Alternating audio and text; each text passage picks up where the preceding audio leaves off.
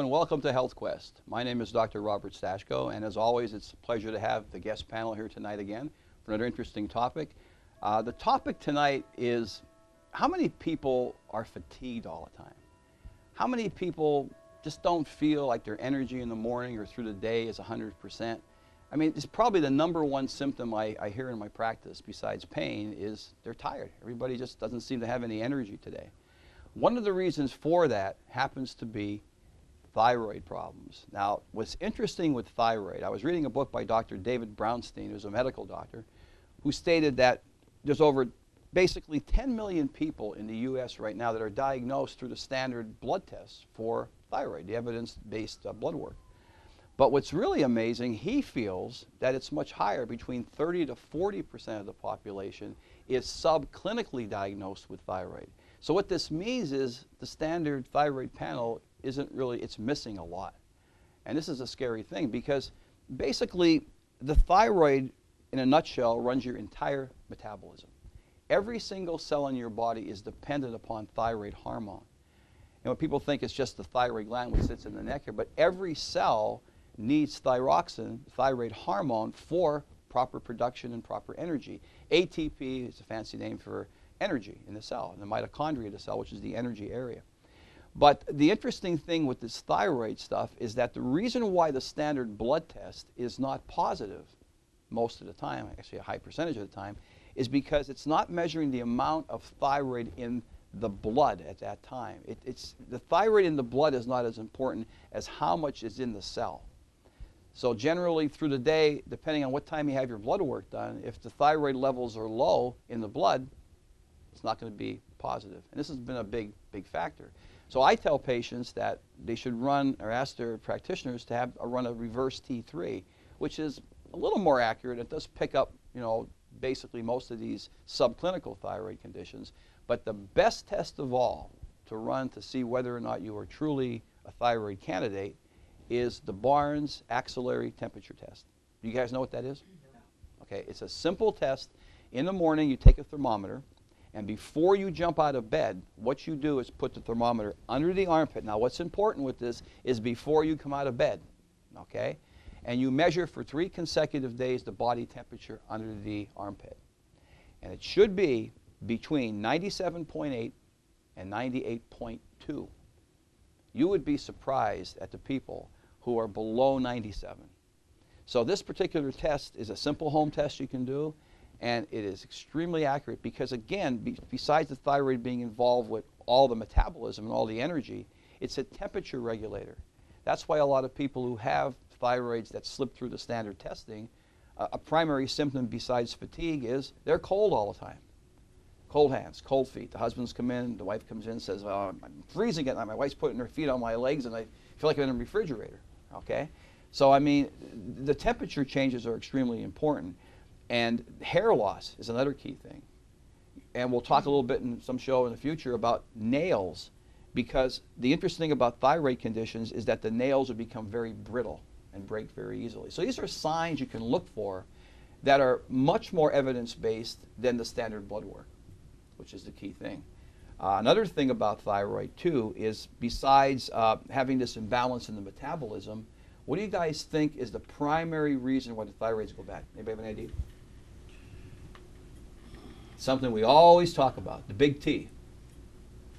Toxins. That's what I was going to say, Okay. but I was going to name a specific. Guess what the heavy metal that's been shown to be a primary factor in thyroid disease is?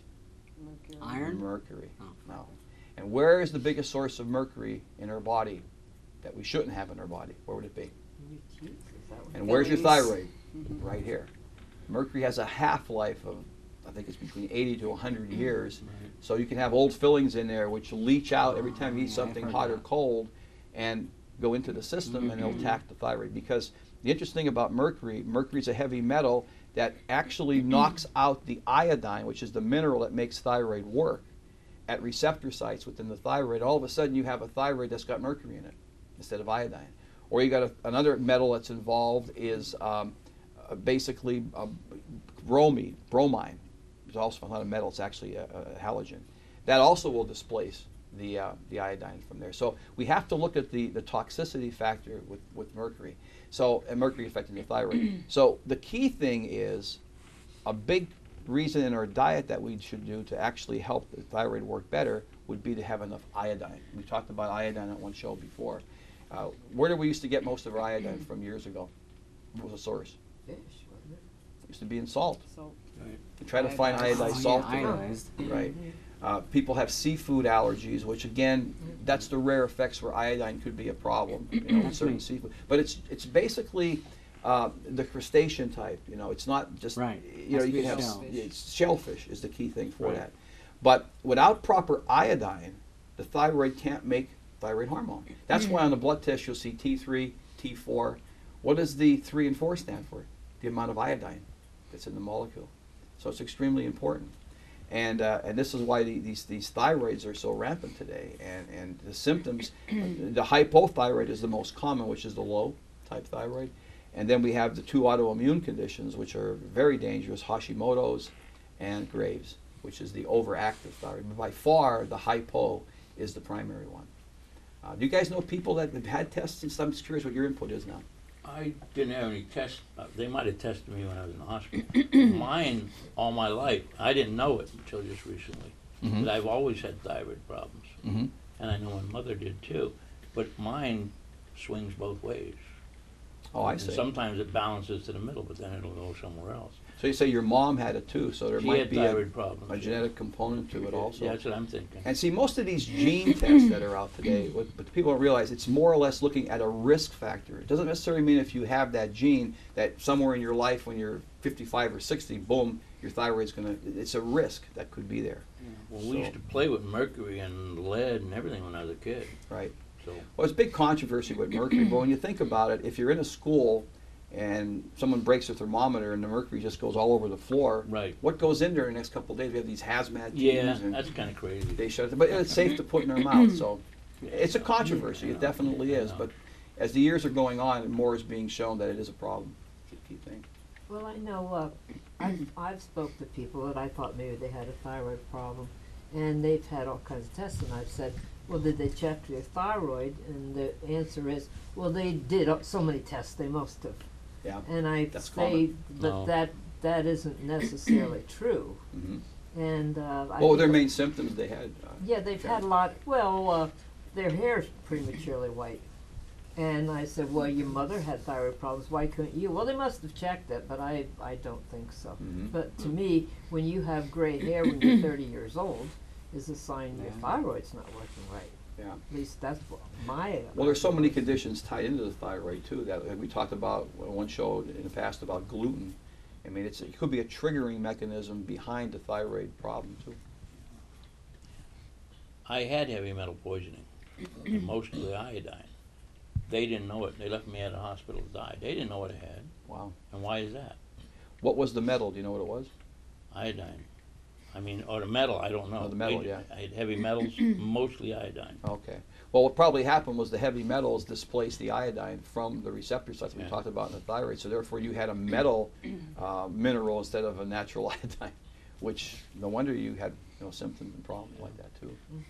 But some of the other physical characteristics too, which is interesting, is that you can look at people's eyebrows, and you'll see the lateral 1/3 of the eyebrow will be missing, which is another sign that there could be could be thyroid involvement. And then another interesting thing is the bottom of a person's heel will have a lot of cracks and on the bottom of the foot, Oh, and, wow. and yeah, and it'll just look like they'll put lotions and stuff on there, and it's when you start fixing the thyroid, the condition develops. Because the body, what's interesting, the human body has certain signs on different parts of the systems that we can get clues that something's wrong.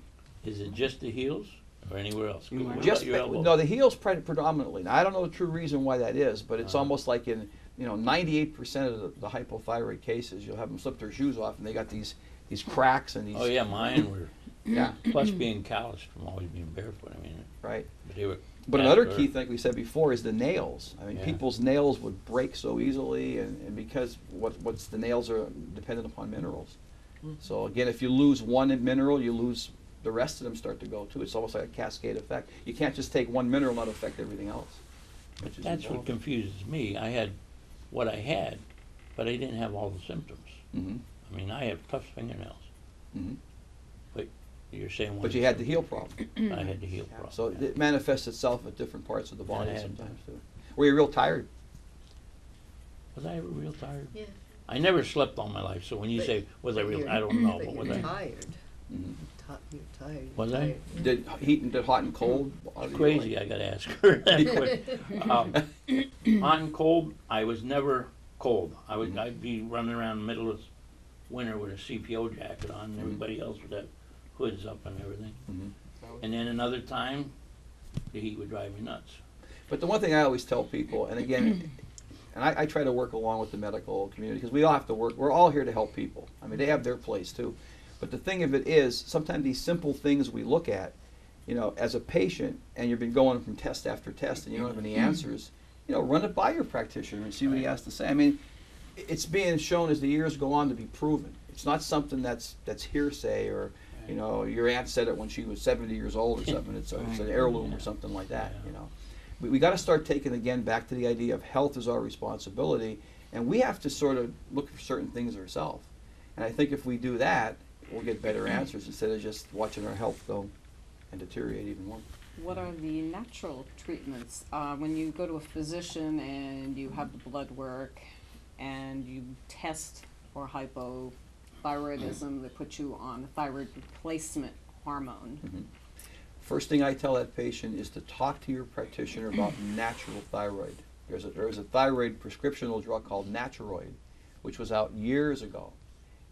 15, 20 years ago, it was the first primary prescription that was given to the patient. And now everybody who has low thyroid is on Synthroid. Synthroid. Okay? And I say to people, what does Synthroid mean? Break it down. Synthetic thyroid. Okay? You're fooling the body again. You cannot fool the body. The body, it might work for a while, and then the body will say, oh, sorry, no cigar. It doesn't work, you know. But that's one thing you can do, and then you have to have the iodine levels checked. What's so interesting about iodine, and we talked about the thyroid, but a lot of fibrocystic breast problems today are traced back to iodine deficiency, different types of cystal formations in different parts of the body. I mean, iodine, besides being in the thyroid, is needed. The second biggest place it's lacking in the body is breast tissue. And what do we see today? That's a big problem with ladies. What's the big thing? Cancer. Breast cancer is, and that's a whole other topic in itself that we can talk about. But I mean, if you're low on iodine to begin with, you're at risk. They That's a good rarely thing. test that with the thyroid panels that they run. That's correct. They don't. But the big thing too, I tell people, besides T3, is make sure they do a thyroid antibody test. It's a specialized test, but it's not the standard panel. But it will tell you whether you're autoimmune. If you're an autoimmune risk for the thyroid. Well, I was just the opposite. I had too much. Yeah, yours was overactive. You're more to the hyperthyroid type situation, you see. But these are things that, you know, we have to look at. You got some good questions there, Carl, about what other natural things is homeopathic medicines work. I mean, there's a lot of things to augment the body, and even certain foods, like iodized salt. If you're not allergic to seafood, certain, you know, eating seafood. Sea salt, phenomenal, you see.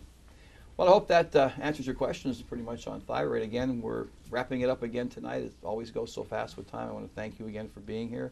And as always on HealthQuest, you remember to write your own prescription for your own health. Thank you.